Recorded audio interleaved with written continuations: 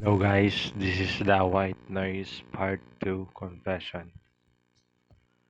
I confess, yesterday I go to church and after that I got so hot, feel like I have colds. My blood pressure so hot. I thought it's because 10 years ago I'm being excommunicated. And when I was a teen, 13 years old. But I didn't used to it.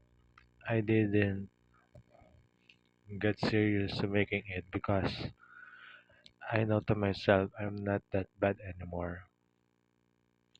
These evil thoughts, haha. The Suncrest didn't stop me going to church. No one dares because I'm good boy. But now, last year, I didn't go to church for 1 month. I didn't go inside the church for 1 year. Because of that, last January, my first come to church when my grandma died. And now, yesterday I go to church wearing this scapular because I'm afraid to hell. But seeing on the TV like immortal. So now on, I confess my sin.